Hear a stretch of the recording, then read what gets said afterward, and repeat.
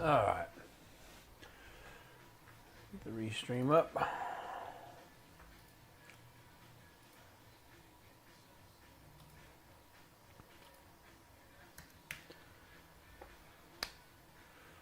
Let's see.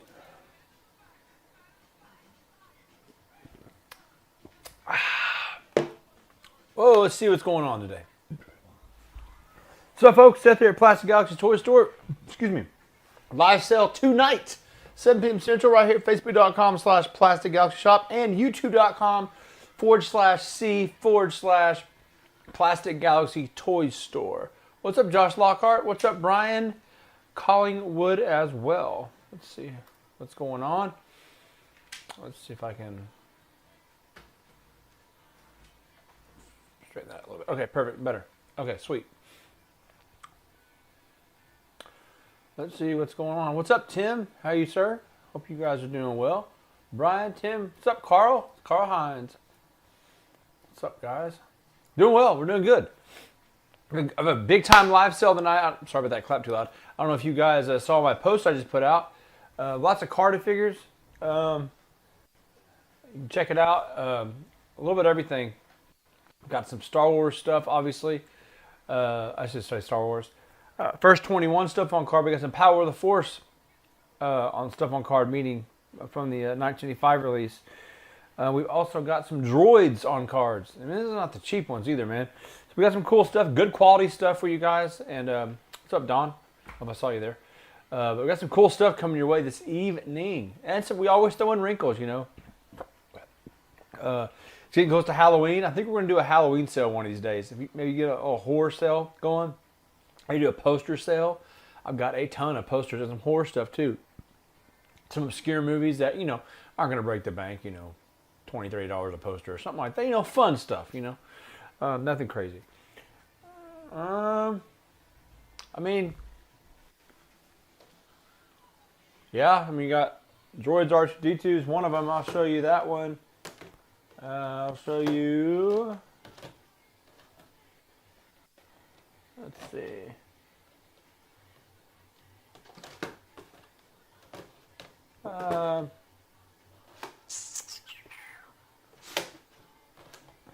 Let's do this.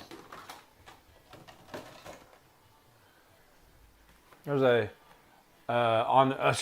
Luke Jedi on Power of the Force card, and like many of you guys probably know, these are not like the Warrocks of the world. Nothing wrong with Warrock, but these are tough to get and they're expensive. They're also really good condition too. So stand by for that. Just a little teaser there, a sneak peek of what we have tonight. What's up, Tony Johnson? We've also got some more droid stuff, more Power of the Force stuff from 1985 on card. We've got a 21 back as well on card. So we got a little bit of everything and some loose stuff and all the other things too. So it'll be a nice assortment. What's up, Michael? What's up, Tony? Yeah, some nice stuff. Really nice stuff. I mean, everything. And we got some wrinkles to throw in there too, but everything is really nice, good shape.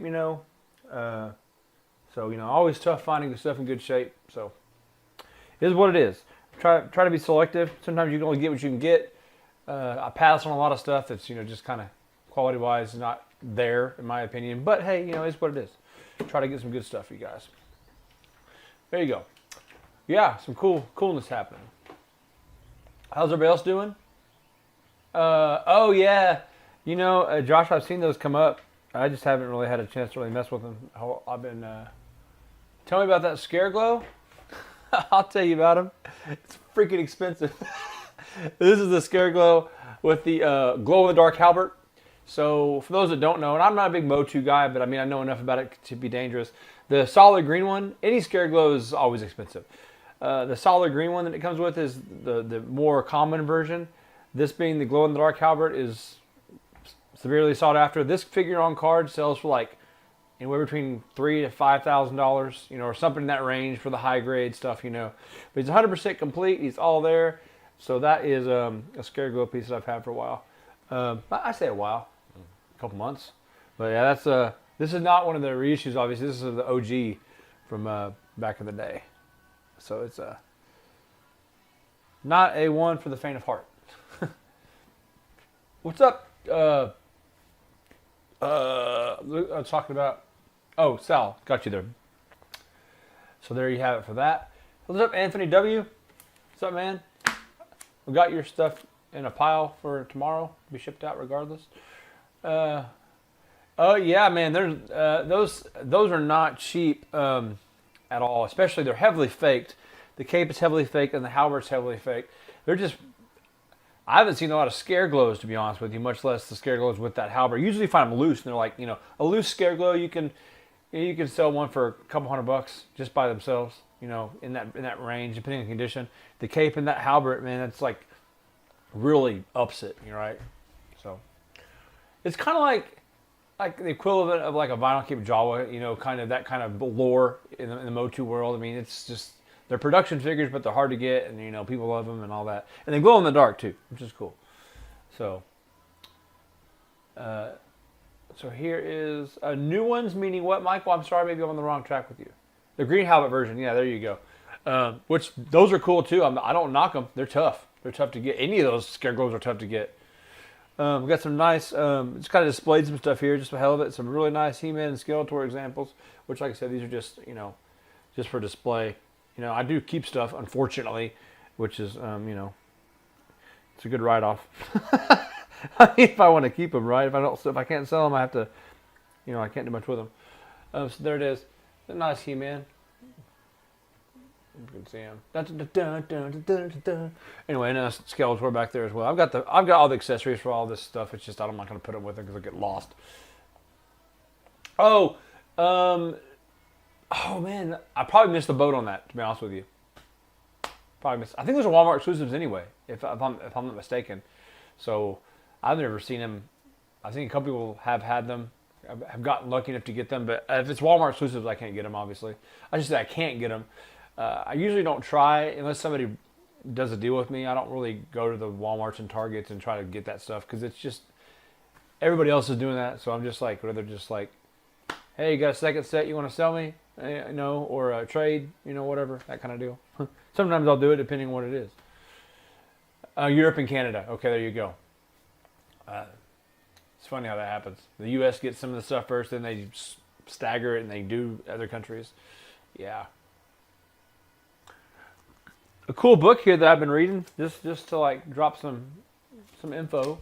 If you're into posters, which I obviously love posters, yeah, obviously I've talked about it for a long time. This is a sweet book you can pick up. This is all about Star Wars poster books, right? All about Star Wars posters from the original releases, all the way up to I think episode 3. This is an older book, obviously, but episode 3. So you can have all your vintage style, like style A right there, which I've got one of these. I've been going wild with posters. I've actually got one of those too, which I showed you the other day. That's a Teaser B.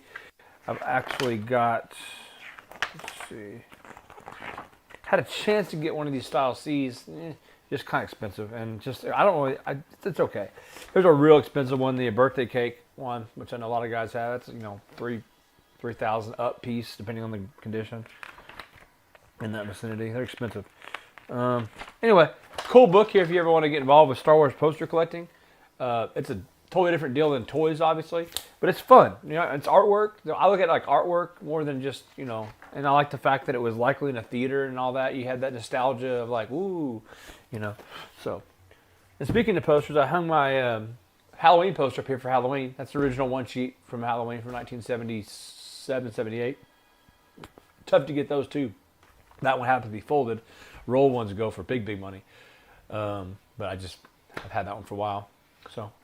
Halloween stuff, got some Nightmare on Elm Street stuff from Spencer Gifts, and that's signed by the original Jason Kidd, Ari, what's his name, and then this is just a, what do you call it? Nothing big, just another one of those limited deals. It's cool. It's got 3D effects on it, pretty neat. Anyways, okay, you can tell the fake capes on a lot of them because they didn't use elastic. Oh, okay, yeah, exactly. You're talking about these scare glows, yeah. Yeah. That's good ad info though, sure.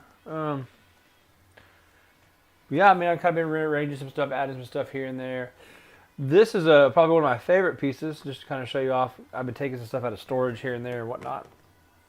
This is one of my favorite ones I just picked up. This is a old Nintendo display. It's new old stock. It's never been used from a Nintendo contracting agent. Anyway, this is probably my favorite piece, and you look at it, it's not a big deal. It's factory sealed, but I don't care. It's a speeder bike.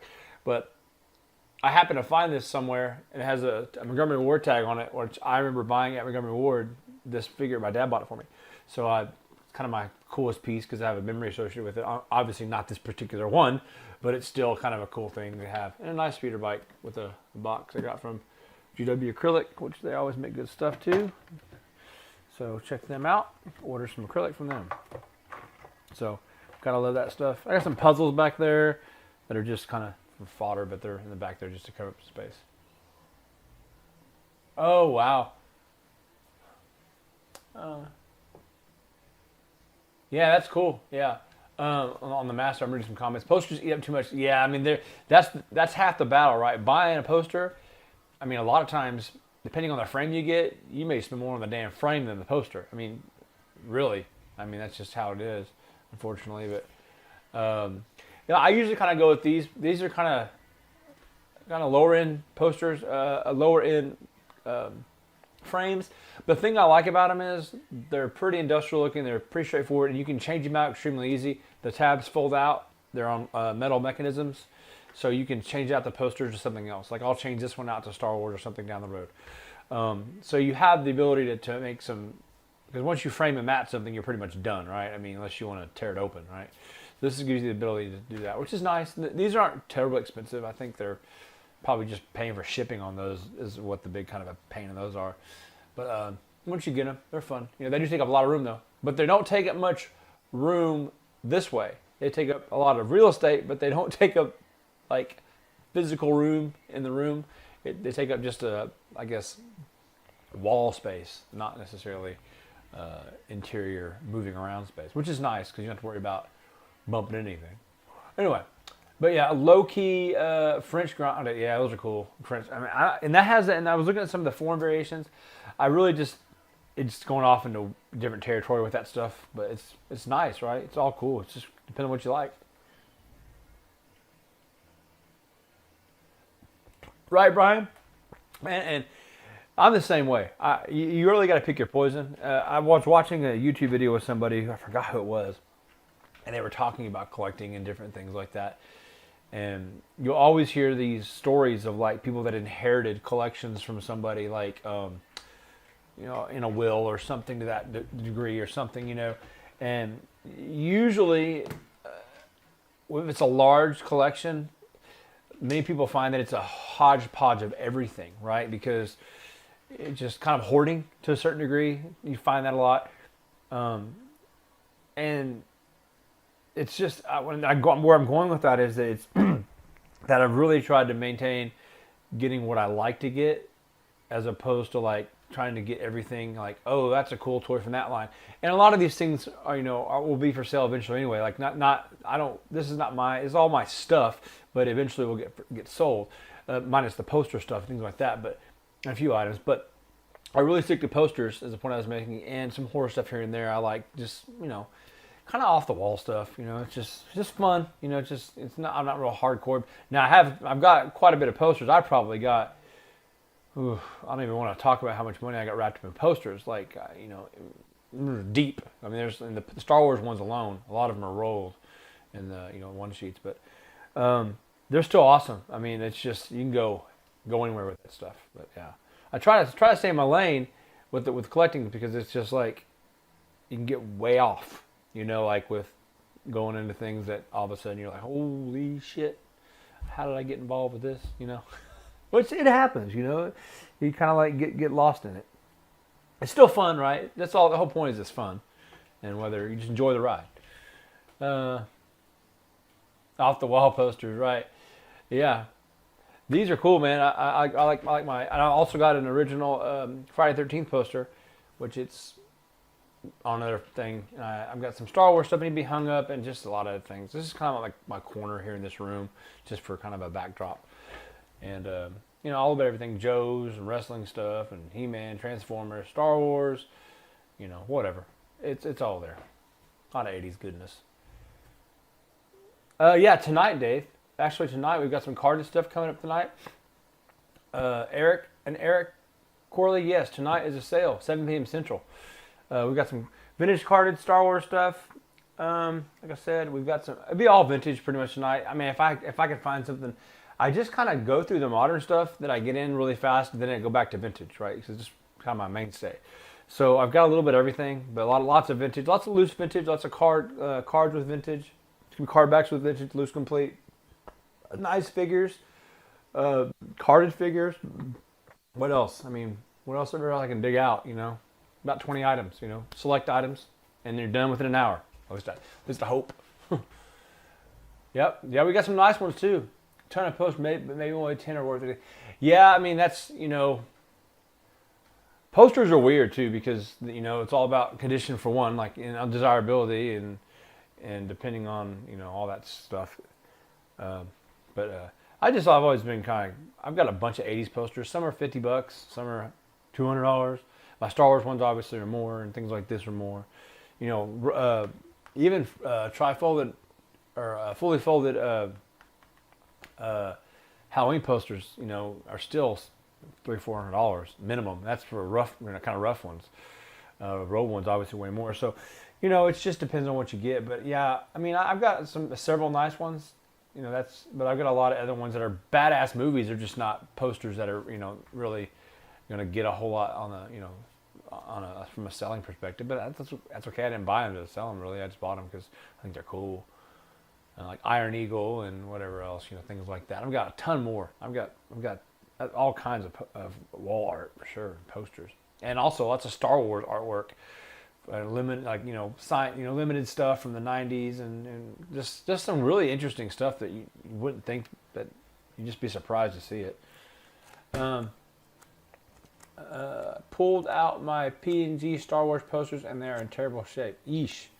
Oh wow. Yeah, it's posters. I'm not keeping those things. What did he say? I have a big beer memorabilia collection that I started with before Star Wars, which is all boxed now. I guess it's time to cut it loose. Hey, some people go after that stuff too, like neons. I found like beer neons that I don't really do a whole lot of picking, if you will, but if there's someplace like I don't know, a garage sale next door or down the road, or if somebody's selling something that's cool, either I'll keep it or do something with it. If it's, like neon beer signs, if they work, some of the old ones can fetch some big money. I say big money, more than people would think, several $100s, if not more, depending. And some of those old beer signs, like, Milwaukee and all these, like, specifically related to areas and whatnot, man, that stuff people go after that stuff too. They collect that hard. But it's interesting. People just don't get that there's so much stuff out there that is, it's really in the collectible world. More than just it looks cool.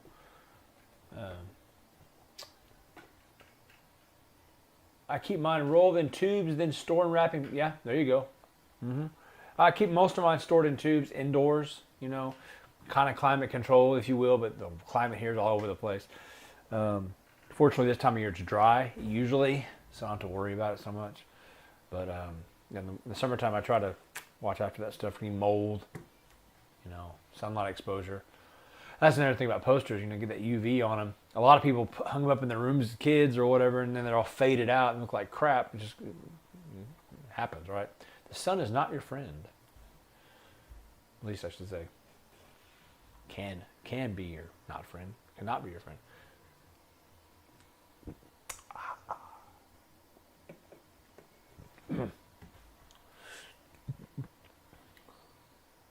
Arizona is very dry. And a lot of people I know in Arizona and Nevada, or that I know of, and know, they have collections out there of stuff, but they also collect things like guitars and things, which is a really good area. You have to have a humidifier to compensate, but you're not getting that. You can control the humidity. It's not a huge swing, right?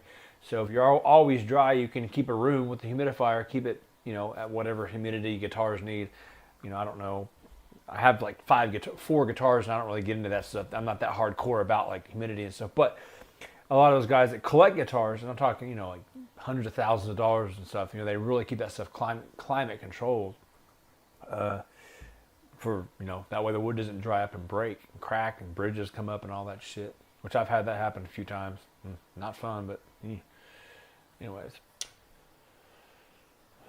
Diamond Slick Boba Fett's? No, I haven't. I haven't got any.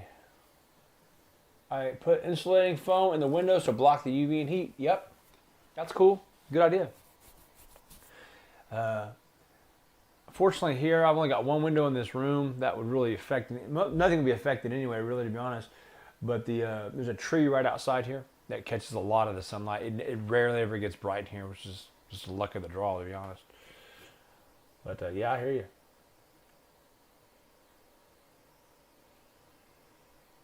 Yeah. Mm-hmm. And holes and blue tack stains. Okay. Yeah.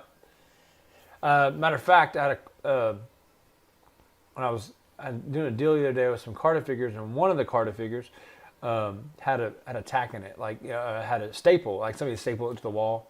And come to find out, it didn't work out on that particular that situation because of that. It's just like I really try to stay away from things that have a lot of issues. I mean, having a decent car with a few things cosmetically, I'm okay with. You know what I'm saying? It's still it's a budget friendly car, but still, you know.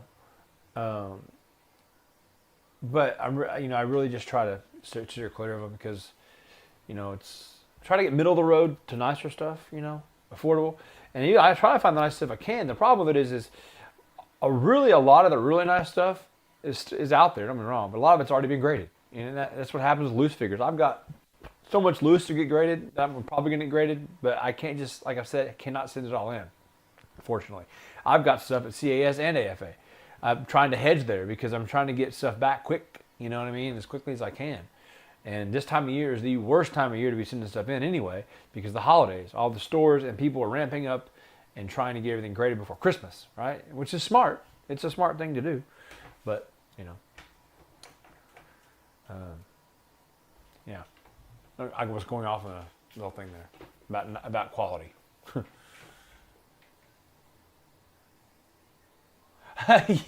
yeah, 60, that's a pass. This one wasn't bad. The problem with this one was, and credit to the seller because he was standing up about it. We did a deal, and it's kind of partially my fault because it had a staple on the top and that was it.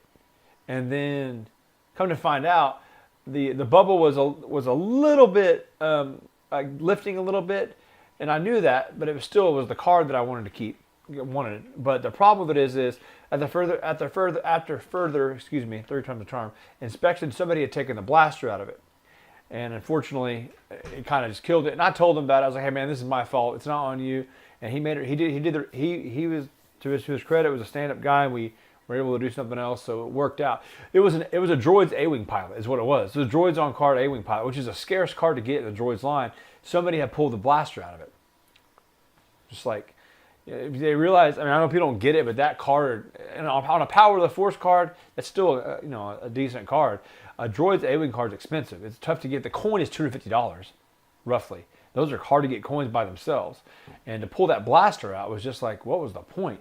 It's like, I know it's expensive blaster, but shit, the card was worth more than the whole thing together was worth more than the damn blaster, but whatever.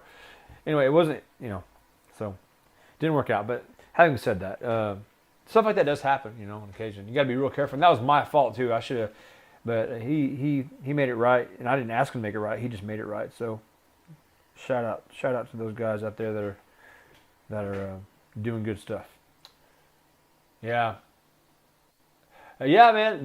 That's already in the pipeline. They've got that at CAS, and so just hold on. That's all I can say. And like I said.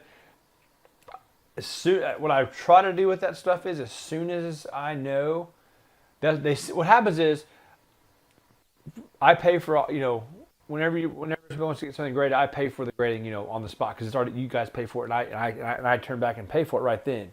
Then I send it in. Then they let me know they received it. They send me a note saying we received this, blah blah blah blah, and then they put it in the queue. Well, depending on how many people are there, loose graded is the longest outside of custom to get back. Carded is pretty quick. Generally, you can get carded back, relatively in a couple of weeks or whatever. Sometimes quicker, depending upon what you're doing. You know what I mean? But loose, there's just so much loose being graded across the board because there's so much of it out there, and it's easy, it's cheap. people find it for $5 at the flea market, and they got a gorgeous blue snaggletooth. They go get it graded. I don't blame them, but do that times 10, 20,000 people, and all of a sudden you see the backlog. So as soon as they let me know, I usually let people know, hey, it's being sent back to me, or usually I'm having things sent back to me, and then I send it to the customer, but I can have it sent directly. It doesn't matter.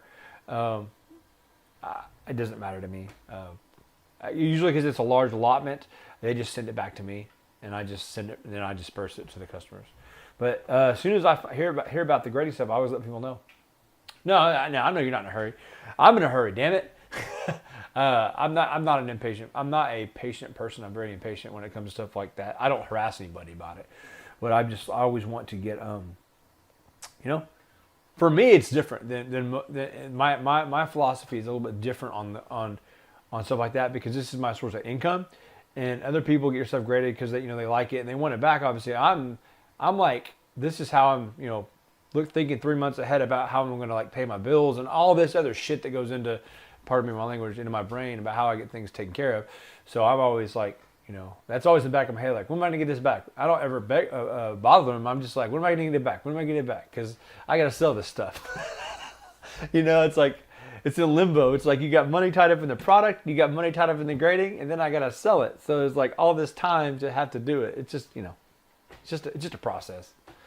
I'll just start grading it myself, putting in acrylic. Yeah, there won't be a conflict of interest. Why does he have a bunch of 90s and 95s? So, just luck of the draw. No. But, they actually let them know what the grade is prior to shipping, which is usually a couple days before. That's typically, I usually get a note saying graded, then I go on their website and look at it, and then a lot of times I'll send, if somebody wants to know the grade, I will. Some people don't want to know. It's kind of a surprise. They don't care about, they're just like, well, whatever, But some people do want to know, and I facilitate that when I get the information. I'm usually pretty close to what I assess the grading at, to what they grade it, just from years of doing it. Every once in a while I'm surprised, just because everybody's different, but usually it's nothing like, what? A 70? Nothing wrong with the 70. It's just, my goal is always minimum 80. My goal is always 85. I won't usually send anything personally, and unless it's going to get 85. And I usually pretty close. Probably 80 to 85% of the time, I'm pretty on the grading marks. Everybody's different. Nobody's perfect. Me either. Yeah. Yeah, that was a cool one too. I think that one's getting graded too by another customer as well. So we'll see about that. I've been sending in a lot of stuff. I jokingly refer to this as just a shipping outlet. Is really all it is. If you think about it, what I do the most of is shipping. That preoccupies the most of my time, and that's why I usually set aside certain days to ship, like a la tomorrow, a la Friday. That way I can get it all done at that time. Because if I have to make special trips, as you can see where it can be like I'm going every day, and the post office is not too far away from here, but it's a pain in the butt sometimes to get over there because of traffic. So really, I try to consolidate that to one time, which you guys are really good about doing that. As faster I get things paid, the faster I get shipped. It's as simple as that. Usually I ship out the next day. I try my best because I want to get this stuff out of here. I'm running out of room, for one thing. And B, I want to get it to your hands as fast as possible. Yeah.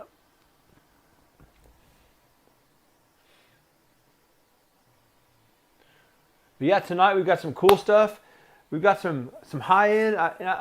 Let's talk about what that verbiage means. High end meaning mid to high end level cards, and as far as price wise. Nothing like crazy, like $5,000 or anything like, nothing in that upper, into that realm, which some people consider that not expensive either, depending on your taste bud. But this is some nice stuff. Good, and the condition on this stuff is very good. Nothing horrible, so some good stuff. So You'd hold it out for some Carter figures. We got some good ones, and they're good. They're good characters too. That's the thing, is they're not just the line. It's the characters are good too. So, and of course we'll have some vintage loose, like I mentioned earlier. We'll also have some, just some other things too. I've got some puzzles back here that I may do something with tonight. It just depends. Really game time decisions for me. I really like around 5:30 to 6 is when I start thinking about what I want to put for sale. I don't really think about it all day. I just kind of like, well, do I want to sell that today or tomorrow? Whatever. Good thing is I don't have anything huge, as far as size-wise, so it keeps the shipping costs down. And the frustration of finding boxes down. It's a pain in the ass finding boxes for stuff, I'm telling you. I've not dumpstered though, but I've gone and found places with boxes, and it's just these oddball shape of shit. It's just a pain in the ass. I guess that's all I have to worry about. That's not too bad, but yeah.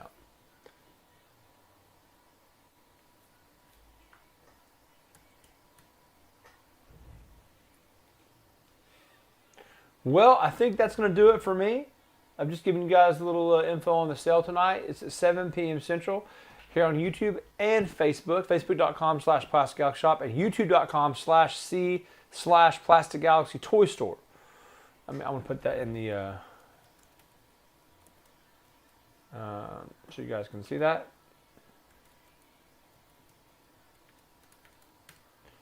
That is the link to our YouTube page, which you should subscribe if you would like. I don't put a whole lot of content on there besides the live sales. Every once in a while I'll do something special, but you can go check us out at that link. Christian, we've got a little bit of everything today. We got some Carter figures this evening. I should say at 7 p.m. We're doing our sale. I'm just doing a little revisit. We'll have some loose figures and whatever, and some other things as well. So some cool stuff for sure. If not your cup of tea or who's ever, it's still cool. It's still cool to see, right? That's what I think is like. At least you can see some cool stuff. If you want to buy anything, it's like a show and tell, but hopefully somebody buys some stuff. Anyway, there is the link to the sale tonight from YouTube. So if you would like to get that on that, I would highly suggest you use YouTube. If not, use Facebook. Use what you want. Anyways, we'll see you tonight, 7 p.m. Central. Later, Tony. Later, Brian. You guys have a great day, and we'll see you here in a few hours. Adios.